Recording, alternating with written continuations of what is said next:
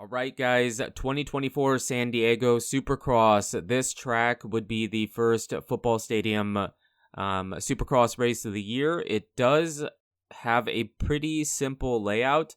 Now, the track is mirrored. I want to say that right away. It is a right-hand first turn, but for the game, it had to be left. Well, it didn't have to be, but it came out better. So overall, the track is the way it should be, but it is mirrored. So keep that in mind.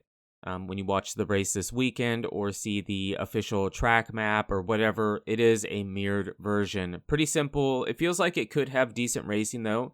A couple 90s, some 180s, just a simple track. And sometimes that can make really exciting, good racing. So yeah, we're going to jump into this. We start with Ken Roczen with his gear bike, the way he was for San Francisco. And we're going to jump into check out 2024 San Diego, the 2024 San Diego Supercross.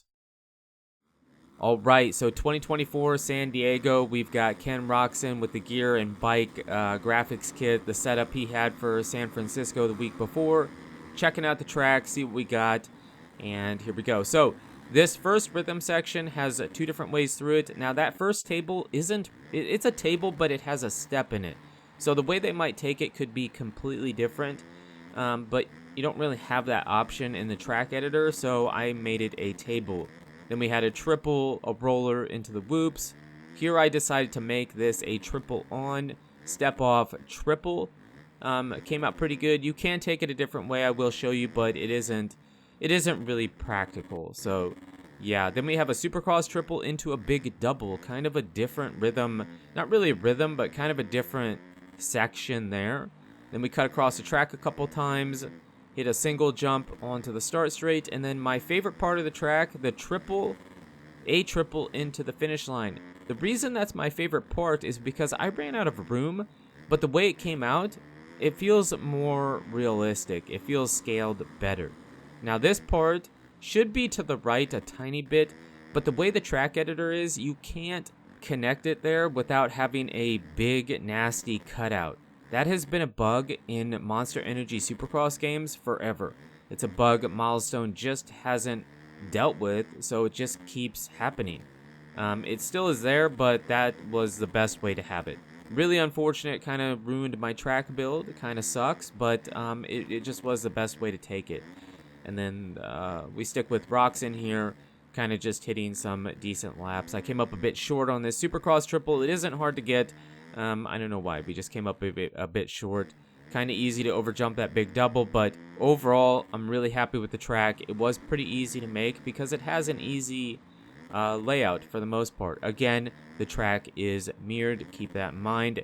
Now, I do want to talk about Ken Roczen before we switch over to what else we're going to check out. Roczen looked great. No surprise. I mean, the muddy, rough, really ruddy, hard, brutal tracks Roczen is really good at, and he ended up getting third place. And they talked to him on the podium, and he said, I don't know if he said it was the worst or one of the worst races he had been a part of, just as far as how wet and muddy and brutal it was. The whole weekend, or the whole night I should say, it was raining. It kept getting worse and worse. They made changes to the track. They kind of pushed, as Ricky said many times, they pushed the triples together and made them smaller doubles. They took out a few jumps in the rhythm lanes. And so like Ricky said, if there was 10, maybe there's only 7 now, and made the track a bit more doable since it was so muddy. But by the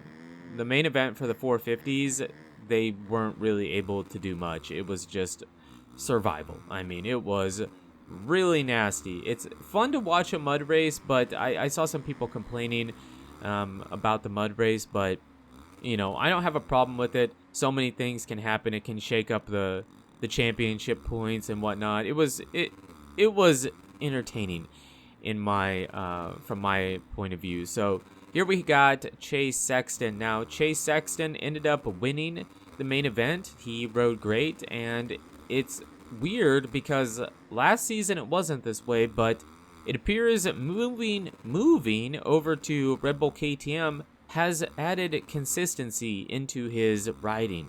He is the most consistent rider this season.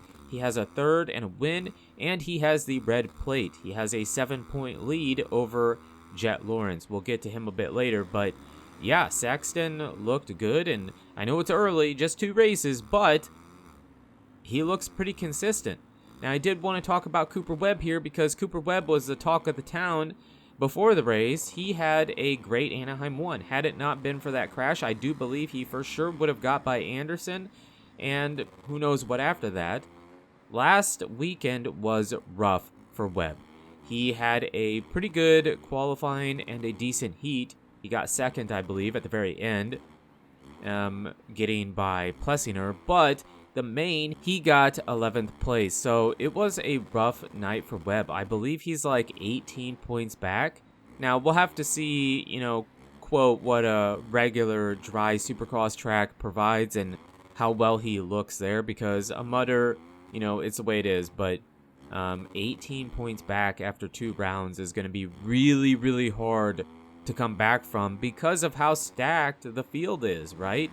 You got to assume the field is stacked and these guys are going to be consistent. So Webb, really, really tough night for him, but it could have been worse, right? Here we have Tomac. I do want to show you the alternate line here. So it does work coming off of the regular track, not the start straight. You can triple, triple, triple. Really tough to get. The middle triple is kind of easy to overjump, which is what throws you off for the rest of it. I tried to put some line choice in it, but that was unintentional.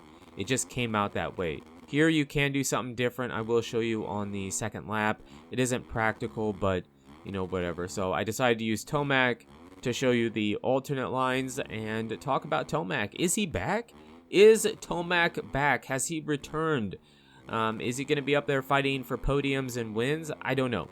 It was a great rebound for him. He had 9th place from A1, and he came back for 2nd and stayed within 4 or 5 seconds of Chase Sexton. So Tomac looked great. A brutal, mentally, physically tough race, and he was able to grind out a 2nd. So I don't know.